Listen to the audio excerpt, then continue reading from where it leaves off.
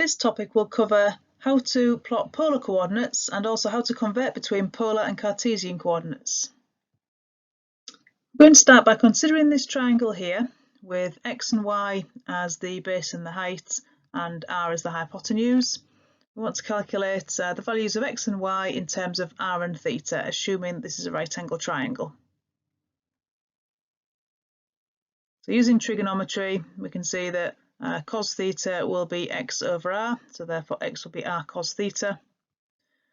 And sin theta will be y over r, so therefore y is r sin theta. We also now want to find the values of r and tan theta in terms of x and y. So to find r, we can use Pythagoras Theorem. R squared is x squared plus y squared. So therefore r is the square root of x squared plus y squared. And then using tan theta is the opposite of the adjacent, so tan theta will be y over x.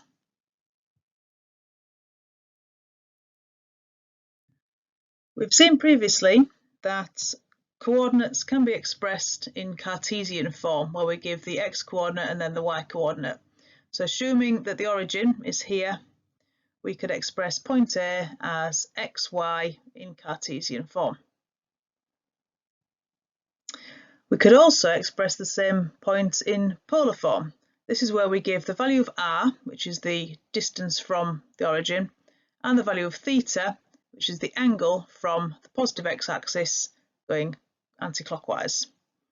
So in this case, we can convert between polar coordinates and Cartesian coordinates using the two identities that we arrived at on the previous slide. X is r cos theta and y is r sin theta. We could also convert from Cartesian back to polar using r equals the square root of x squared plus y squared and tan theta equals y over x.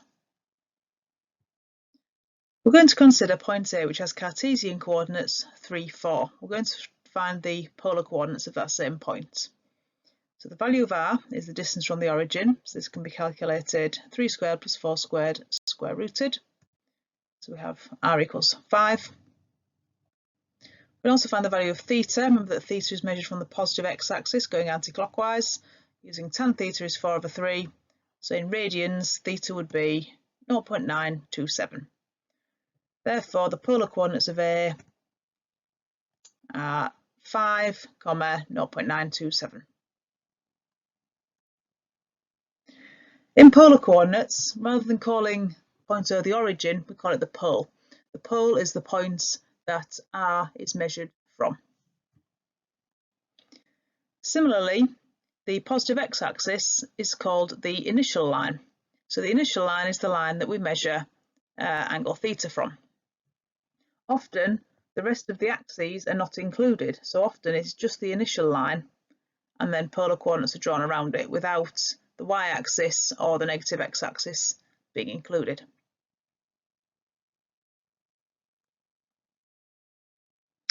We're going to consider point A, which has polar coordinates 7, 5 pi by 4. So 5 pi by 4 is a reflex angle because it's more than half a turn. Half a turn will be pi. So here it's measured from the initial line, pi plus an additional pi by 4 to take us to this bottom left quadrant here. So the angle is 5 pi by 4 and the distance from the origin is 7. So therefore the polar coordinates could be written as 7, 5 pi by 4.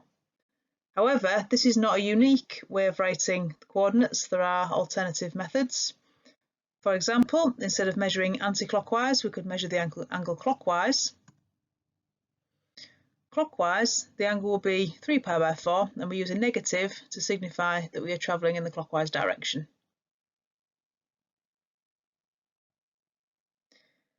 A third, perhaps less common way of measuring the angle could be to start at the initial line, complete a full turn, 2 pi, and then an additional 5 pi by 4, giving us a total of 13 pi by 4.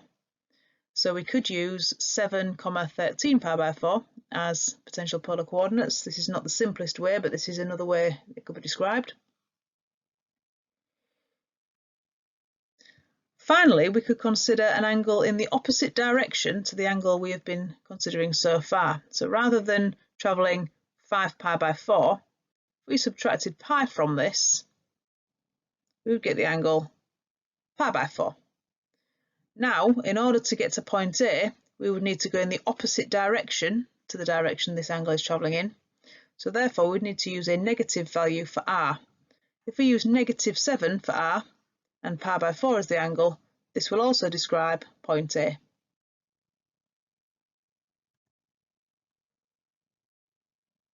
So a negative r value goes in the opposite direction to the value of theta.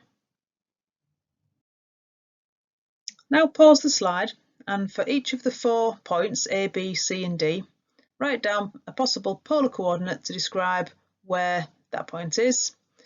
First do this with a positive value of r and then with a negative value of r. So point A has a value of r of √34, and the angle measured from the initial line can be calculated using tan.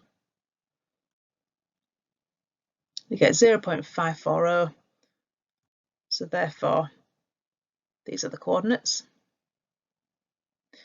However, if we wanted to use a negative value of r, we could use -√34, which would take us in the opposite direction, and therefore we would either need to add or subtract a multiple of pi onto the angle we already have in order to find an angle that travels in the opposite direction. In this case, we have added pi onto 0.540 to give us an angle of 3.68. Point B has an r value of 2√5. In order to find the angle measured from the initial line going anti-clockwise, we first of all need to find this angle here, which is 1.11. We can then subtract this from pi to get the angle that we need. So therefore, B gives us 2√5 and then 2.04. An alternative way of doing this would be to use a negative r value, so -2.2√5, and to consider an angle in the opposite direction to this angle here, either by adding or subtracting a multiple of pi from 2.04. And we get -2√5 minus 1.11. Point C has an r value of 3√2. We can calculate this angle here, 0.785. So therefore, the angle around here would be pi plus an extra 0.785. Therefore, 3√2, 3.93 would be a potential polar coordinate for C. An alternative would be to use a negative value of r and subtract pi from the angle in order to get one in the opposite direction, 0.785. Finally, point D has an r value of √41.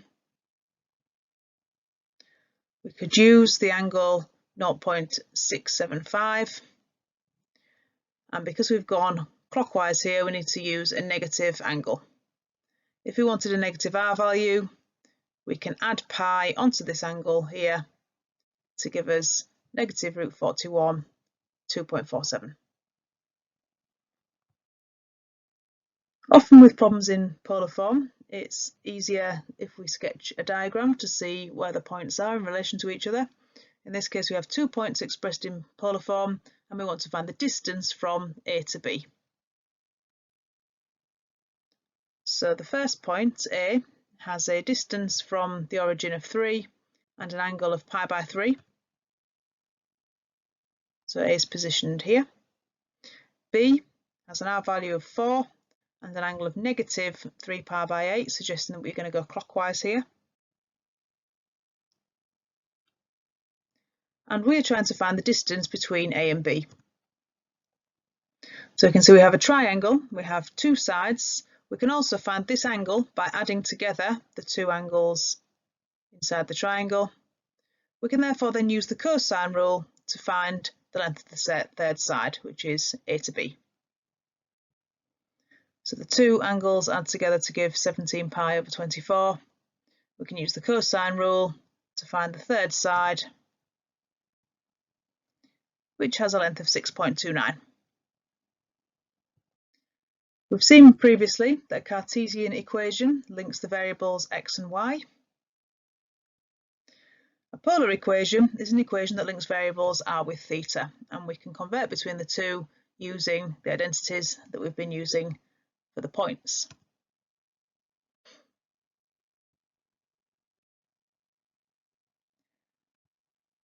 So first of all, we want to write the Cartesian equation y equals x squared as a polar equation. We're going to do this by replacing x with r cos theta and y with r sin theta.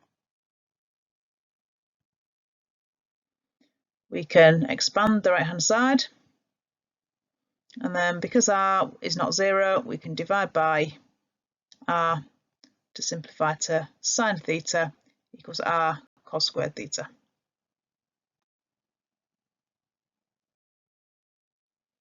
Now complete exercise 6C on page 122.